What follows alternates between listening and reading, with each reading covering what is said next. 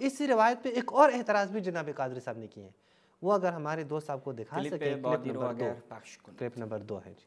تو یہ روایت اپنی ابتدا میں بھی منقطع ہے اور انتہا میں بھی منقطع ہے۔ درمیان میں کون ہے روایت کرنے والا، وہ کتنا کاذب آدمی ہے، کتنا وضاح ہے، شیعہ ہے، کون ہے، ذکر ہی کوئی نہیں، گول ہے عبارت میں، کس طرح سے روایت کو مان لیں۔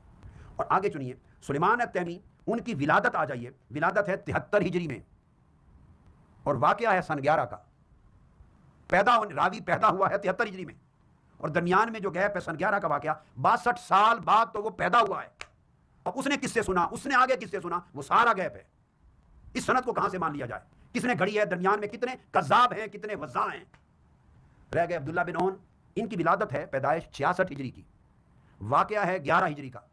یہ 55 سال اس واقعہ کے، یعنی واقعہ تو ہوا ہی نہیں ہے، میں واقعہ سے مراد لے رہا ہوں خلافت صدیق اکبر کی ابتدا کا، کیونکہ یہ اسی موقع کی بات بتا رہے ہیں کہ جب ان کی خلافت کی بیعت ہونے لگی، معاذ اللہ تو سیدنا فاروق اعظم گھر کو آگ لگا کے ان کو جبرن گرفتار کر کے لانے کے لیے آئے، تو صاحب ظاہر ہے 11 ہجری کا کی طرف واقعہ منسوخ کیا گیا ہے۔ بیعت صدیق اکبر رضی اللہ تعالیٰ عنہ کا موقع ہے، وہ 11 ہجری ہے، اور ولادت عبداللہ بن اون کی 66 ہجری ہے، اس میں 55 سال کا گیپ ہے۔ 55 سال کے گیپ میں مزید 2 راوی بھی ہو سکتے ہیں، 3 راوی بھی ہو سکتے ہیں، 2 تو کم سے کم ہو سکتے ہیں، کیونکہ پیدا ہوتے ہی تو روایت نہیں سن لی، روایت سننے کے قابل ہوتے ہوتے بھی تو آدمی 10 15 20 سال کا کم سے کم ہوتا ہے۔ چلیں جی، قادری صاحب کا اگلا اعتراض، آپ نے جذباتی اعتراض ملاحظہ فرمایا، اب چلتے ہیں کوئی ٹھنڈا سا جواب اس کا دیکھتے ہیں۔ اچھا، یہ جو ہے یہ اعتراض، جو دوسرا اعتراض اس روایت پہ کیا گیا ہے کہ دیکھیں اس روایت میں جو راوی موجود ہیں سلیمان التیمی اور ابن اون، یہ دونوں تو اس واقعے میں موجود ہی نہیں تھے، یہ موجود نہیں تھے، اور یہ اعتراض واقعی یعنی بنتا ہے آپ کا اعتراض، لیکن پھر ہم کہتے ہیں کہ آپ کا اعتراض اس لیے نہیں بنتا چونکہ یہ بھی آپ کے قواعد کے مطابق یہ اعتراض، اس کا جواب موجود ہے۔ دراصل مسئلہ کیا ہے شہباز بھائی، جب یہ لوگ پھنس جاتے ہیں تو یہ لوگ پھر احادیث کے معاملے میں کٹر اہل حدیث بن جاتے ہیں، اور جب یہ لوگ پھنستے نہیں ہیں تو مرسلات، ضعیف روایات سب کے اوپر عمل کر رہے ہوتے ہیں، ان کو پھر کوئی پرابلم نہیں ہوتی، لیکن جہاں پہ ان کو جو ہے وہ اعتراض جب ان کے اوپر آ جاتے ہیں تو تب یہ پھر ان کے لیے پھر مشکل ہوتی ہے کہ کیسے جو ہے وہ مسئلہ حل کر دیں، تو پھر یہ وہ اہل حدیث بن کر کہتے ہیں نہیں یہ تو مرسل روایت ہے۔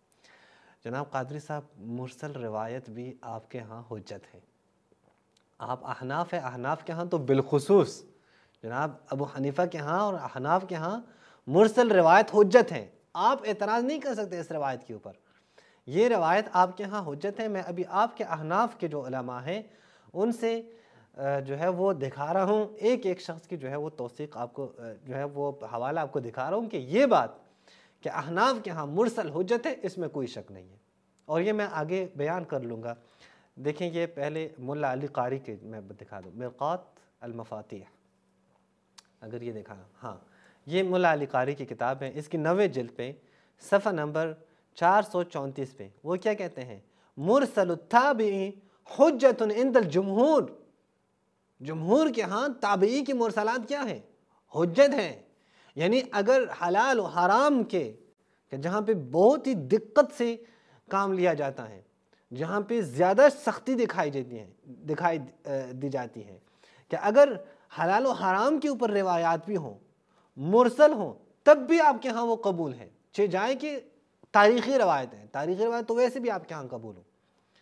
تو یہ ایک حوالہ۔ دوسرا حوالہ آپ ابن اسیر الجزری، جامع الاصول فی احادیث الرسول، میرے خیال میں ہمارے دوست، ہاں فی احادیث الرسول، اس کی جلد اول پہ صفحہ نمبر ہے 117 پہ وہ کیا کہتے ہیں، فَذَهَبَ أَبُو حَنِيفَةَ وَمَالِكُ بْنُ أَنَسَ وَإِبْرَاهِيمُ النَّخَعِي وَحَمَّاد بن أبي سليمان وأبو يوسف ومحمد بن الحسن ومن بعدهم من أئمة الكوفة، ابو حنیفہ، امام مالک، ابراہیم نخعی، ابو حنیفہ کے دونوں شاگرد امام ابو یوسف اور امام محمد بن الحسن، اور ان کے بعد کوفہ کے ائمہ، وہ ان کی رائے کیا ہے، وہ کیا کہتے ہیں، الا ان المراسیل مقبولہ، کہ ان کے ہاں مراسل کیا ہے، مقبول ہے، مراسل کے اوپر کوئی کلام ان کے ہاں نہیں ہے، محتج بہا عندہم، ان کے ہاں مراسل سے احتجاج کیا جاتا ہے، حتی ان منہم من قال، بلکہ ان میں سے بعض نے کیا کہا، انہا اصح من المتصل المسند، یہ مراسل جو ہے یہ متصل اور مسند روایت سے بھی زیادہ صحیح ہوتی ہے، یعنی ایک جگہ پہ آپ کے پاس ایک روایت موجود ہے، وہ روایت پوری کی پوری سند موجود ہے واقعہ تک، اور دوسری طرف نہیں، مرسل روایت آپ کے پاس موجود ہے. تو کہتے ہیں امام ابو حنیفہ اور دیگر لوگ ان کے ہاں یہ جو مرسل روایت ہے یہ اس متصل السند روایت سے زیادہ قوی ہے. جی صاحب قادری صاحب اب یہاں پہ اعتراض نہ کریں، یہاں پہ جو مرسل ہے یہ زیادہ قوی ہے، اس کی زیادہ قوت ہے. اگر متصل ہوتی وہاں پہ ممکن ہے آپ کوئی اشکال کر لیتے، لیکن جب مرسل روایت بیان ہوئی ہے یہاں پہ آپ اشکال بھی نہیں کر سکتے. اسی طرح ابن حنبلی کی کتاب آپ دیکھیں، قواعد فی علوم الحدیث للعلامہ المحقق المحدث الفقی تھانوی صاحب، اس کی جو ہے آپ دیکھیں صفحہ نمبر 138 پہ وہ کیا کہتے ہیں کہ ابن حنبلی کہتے ہیں قبول مرسل الصحابی اجماعاً، صحابی اگر مرسلات بیان کریں تو وہ اس کو قبول کرنا تو اجماع ہے. اچھا میں یہ بھی کہتا ہوں قبل اس کے کہ میں یہ عبارت پڑھ لوں، میں شہباز بھائی ان سب کو یہاں پہ جو ہے وہ کیا تقاضا کرتا ہوں، ان سب سے التماس کرتا ہوں کہ آپ آ جائیں، آپ مرسلات کو رد کریں، سر سے مرسلات کو رد کریں، تفصیل کے قائل نہ ہو جائیں. مرسلات چاہے تابعی کو ہوں، چاہے صحابی کے ہوں، چاہے تبع تابعی کو، سب مرسلات کا انکار کریں، کہیں کہ وہی حدیث وہی روایت وہ قبول ہوگی کہ جو متصل السند ہوگی. مرسلات کا انکار کریں، آپ کے پاس کچھ بھی نہیں بچے گا. بخاری میں جو 7000 روایات ہیں، 7000 میں سے 700 بھی نہیں بچ پائیں گے، 70 شاید بچ پائے، ممکن ہے 70 بچ پائیں. آپ کے ہاں مرسلات سے بھری ہوئی کتابیں، یعنی آپ کیسے مرسلات کی بات کر رہے ہیں؟ صحابی کی مرسلات، چونکہ وہاں پہ آپ اگر کہیں کہ میں مرسلات صحابی نہیں مانتا، پھر آپ کے پاس حدیث ہی نہیں رہتی، وہ تو آپ مان لیتے ہیں، آپ کہتے ہیں نہیں صحابی کے مرسل ہیں تو ٹھیک ہے، سارے مان رہے ہوتے ہیں، اہل حدیث بھی مان رہے ہیں، دیوبند، بریلوی، سب، احناف، مالکی، شافعی، سارے مان رہے ہوتے ہیں. چونکہ اگر کہیں کہ وہ مرسلات ہم نہیں مانتے تو ان کے پاس حدیث رہتی ہی نہیں ہے، ساری حدیث ان کے ہاں زیر سوال آ جائے گی. اب یہاں پہ کہتے ہیں کہ نہیں مرسلات تابعی، تو مرسلات تابعی بھی آپ کے ہاں حجت ہے. تو وہ کیا کہتے ہیں، ابن حنبلی کیا کہتے ہیں، قبول مرسل الصحابی اجماعاً، صحابی کی مرسل روایت کیا ہے، اس پہ اجماع ہے کہ وہ قبول ہے. ومرسل اہل القرن الثانی، لیکن اہل قرن ثانی والثالث یعنی تابعی اور تبع تابعی، ان کی مرسلات عندنا ہمارے ہاں، کون ہے ہمارے ہاں، ای الحنفیہ یعنی احناف کے ہاں، حنفی کے ہاں، جو امام ابو حنیفہ کی تقلید کرتے ہیں ان کے ہاں، وعند مالک اور امام مالک کے ہاں بھی مطلقاً قبول ہے، کوئی تفصیل موجود نہیں ہے. یعنی مرسلات صحابہ جس طرح تمام اہل سنت کے ہاں مقبول ہیں، اسی طرح احناف کے ہاں مطلقاً مرسل التابعی بھی کیا ہے، مقبول ہے. اور سلیمان التیمی ابن عون دونوں کے دونوں تابعی ہیں. سلیمان التیمی ابن انس کا شاگرد ہے، انس ابن مالک کا شاگرد ہے، یعنی صحابی کا شاگرد ہے، ان سے روایت نقل کی ہے، دونوں کے دونوں تابعی ہیں، دونوں نے روایت نقل کی ہے. اور آپ کے ہاں وہ مرسل جو روایات ہیں تابعی کی جو مرسلات ہیں وہ حجت ہیں. یا مثلا ہم امام سیوطی کی بھی دکھا دیں، تدریب الراوی فی شرح تقریب النواوی، اس کے جلد 40 پہ، تیسری جلد پہ صفحہ نمبر 133 آپ دیکھیں. یہ بھی کہتے ہیں اجمع التابعون باسرہم علی قبول المرسل، تمام کے تمام تابعین کے کیا ہے، اجماع ہے کہ مرسل کیا ہے، مرسل ہمارے پاس وہ قبول ہے. ولم یأت عنہم انکارہ، کسی نے بھی اس کا انکار نہیں کیا ہے. یا آپ کا عالم کہتا ہے، میں نہیں کہتا، کل آپ نہیں کہتے آپ نے یہ کہا تھا، دیکھو فلاں تو یہ جگہ حوالہ یہ آیا ہے، نہیں نہیں، آپ کا عالم کہتا ہے. آپ نے اگر رد کرنا تو اپنے عالم کو رد کریں، اسے جھوٹا ثابت کریں. ولا عن احد من الائمہ بعدهم الى رأس المئتین، اور نہیں تابعین کے بعد کسی امام نے اس بات کا انکار کیا ہے کہ تابعی کی مرسل قبول نہیں ہوگی. 200 سال تک کسی نے انکار نہیں کیا ہے کہ مرسلات تابعی حجت نہیں ہے. سب نے مانا ہے کہ تابعی کی مرسلات وہ حجت ہیں، وہ مقبول ہیں، اس سے احتجاج کیا ہے، اس پہ عمل کیا ہے. ابن عبد البر کیا کہتے ہیں، کأنہ یعنی ان الشافعی اول من ردہ، پہلا آدمی جس نے مرسل تابعی کا انکار کیا ان کے ہاں وہ کیا ہے، وہ شافعی ہے.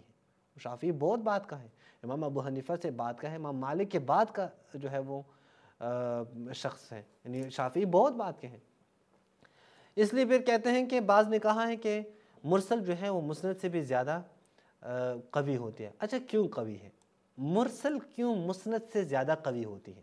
آپ کے ذہن میں بھی یہ سوال اٹھے گا کہ مرسل کو ہم مسند سے زیادہ کیوں قوی مان لیں؟ ایک جگہ پہ متصل و سند ہے، ایک جگہ پہ مرسل ہے، اور آپ کہتے ہیں مرسل زیادہ قوی ہوتی ہیں۔ یہ وجہ بھی آپ کے اپنے علماء نے بیان کی ہے۔ کیا کہتے ہیں؟ من اسند فقد احالک، جو تابعی آپ کو صحابی کا نام لے یا اپنے بعد کا نام لے، اپنے سے اوپر جو راوی ہوتا ہے اس کا نام لے، وہ دراصل آپ کو یعنی بتانا چاہتا ہے کہ آپ سمجھیں، حدیث سمجھیں اور یہ شخص سمجھیں۔ میں ذمہ داری نہیں لیتا، میں صرف نقل کر رہا ہوں۔ جب وہ متصل بیان کرے، جب اتصال کے ساتھ بیان کر رہا ہے، تو دراصل وہ آپ کو ملا رہا ہے اس راوی سے کہ آپ سمجھیں اور یہ صحابی سمجھیں یا یہ شخص سمجھیں کہ اس نے سچ کہا ہے یا سچ نہیں کہا۔ میں اس میں درمیان میں میری کوئی ذمہ داری نہیں ہے، میں نے صرف نقل کی ہے روایت۔ لیکن ومن ارسلہ، لیکن جو تابعی مرسل روایت بیان کرتے ہوں، فقط تکفل لک، تو اس نے کیا؟ اس نے کہا میں ذمہ دار ہوں، میں کہتا ہوں قال قال رسول اللہ، میں کہتا ہوں کہ یہ حادثہ ہوا ہے، پوری ذمہ داری میں لیتا ہوں۔ تو یہاں پہ اس لیے کہتے ہیں کہ یہاں پہ جو مرسل تابعی ہیں یہ متصل سند اور مسند روایت سے زیادہ قوی ہوتی ہے۔ یہ امام سیوطی کی جو ہے وہ بات تھی۔ ہم یہاں پہ ایک دو حوالے اور بھی دے دیں۔ یہ تحف الاشراف بمعرفت الاطراف، یہ جناب مزی کی کتاب ہے، جناب مزی کی کتاب ہے، اس کی 13ویں جلد پہ صفحہ نمبر یہاں پہ دال لکھا ہے، یعنی شروع کے صفحات ہیں۔ یہاں پہ کہتے ہیں دوسرا مذہب کیا ہے مرسل کے بارے میں، کہ مرسل حجت ہے مطلقاً۔ یہ بات مالک نے کی ہے، ابو حنیفہ نے کی ہے، احمد بن حنبل نے کی ہے، ابن قیم نے کی ہے، ابن کثیر نے کی ہے، نووی نے فلاں فلاں جگہ پہ کی ہے، اور کہا ہے کہ کثیرین من الفقہاء او اکثرہم، کثیر فقہا یا اکثر فقہا یہی کہتے ہیں کہ مرسل تابعی حجت ہے۔ غزالی نے کہا ہے جماہیر یہی کہتے ہیں، جمہور کا یہی قول ہے۔ اسی طرح فلاں حجت الجواز فلاں فلاں پورا نقل کیا ہے۔ پھر یہاں بھی یہی بات کی ہے کہ جو مرسل روایت ہے وہ مسند سے زیادہ قوی ہوتی ہے۔ اینڈ میں ایک اردو حوالہ بھی بتا دوں تاکہ ہمارے جو دوست ہیں جن کو عربی سے آشنائی نہیں ہے وہ دیکھ لیں۔ احادیث ضعیفہ کی استدلالی حیثیت، یہ آپ دیکھیں احادیث ضعیفہ کی استدلالی حیثیت، مولانا مفتی محمد شعیب اللہ خان صاحب مفتاحی صاحب، یہ بانی و محتمم جامع اسلامیہ مسیح العلوم بنگلور کے جو ہے وہ خود پرنسپل ہے۔ اس کے صفحہ نمبر 27 میں وہ کیا کہتے ہیں، اوپر عبارات نقل کرتے ہیں، وہی عبارات جو ہم نے پڑھ لیا آپ کو مختلف عربی کتب سے۔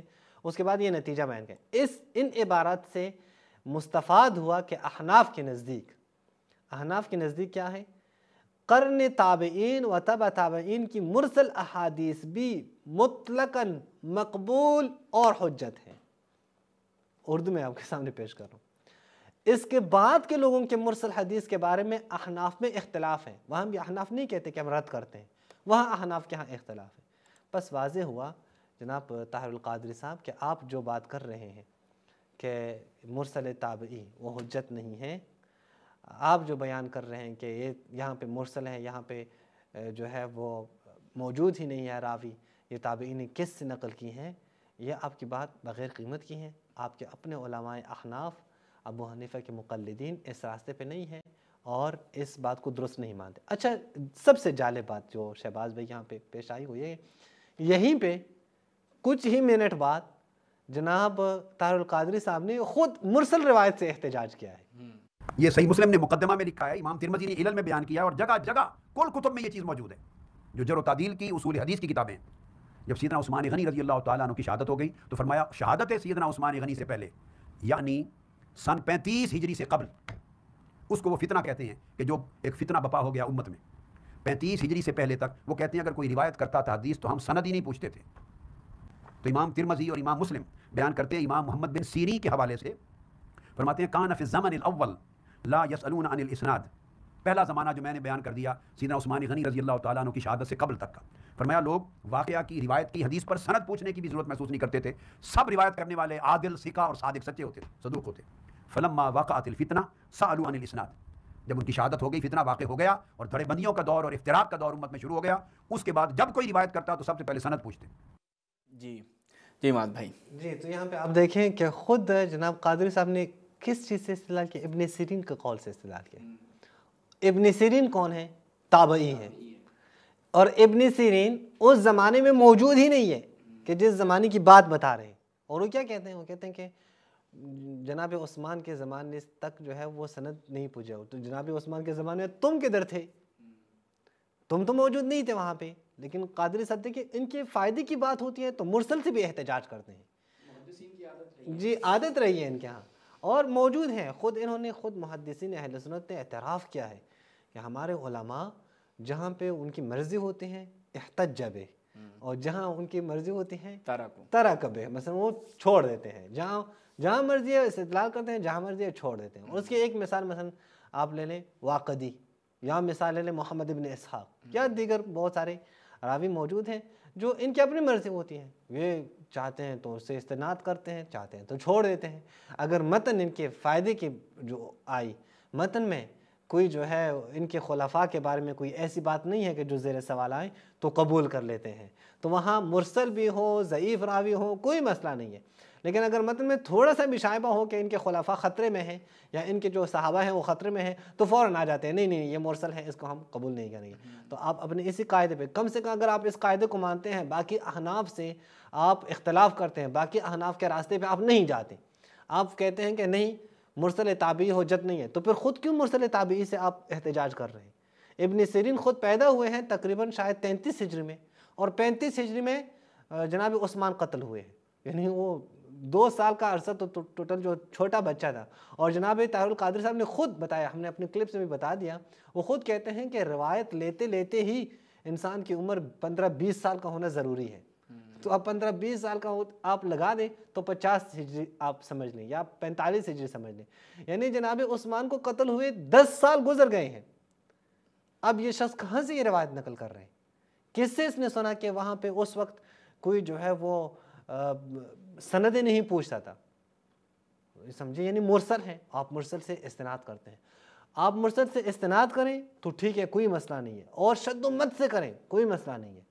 ہم آپ ہی کے قواعد کے مطابق جہاں آپ مرسل کو مقبول اور جو ہے وہ حجت مانتے ہیں، ہم مرسل سے استناد کرتے ہیں تو کہتے ہیں انہوں نے مرسل سے استناد کیے ہیں، یہ روایت تو ٹھیک ہی نہیں ہے۔ بس یہ روایت جناب طاہر القادری صاحب آپ کے اپنے قواعد کے مطابق صحیح سند کے ساتھ آئی ہے، صحیح سند روایت ہے، تابعین 2 تابعین نے نقل کی ہیں، اور دونوں تابعین چونکہ تابعین ہیں لہٰذا ان کے مرسلات بھی آپ کے ہاں حجت ہیں۔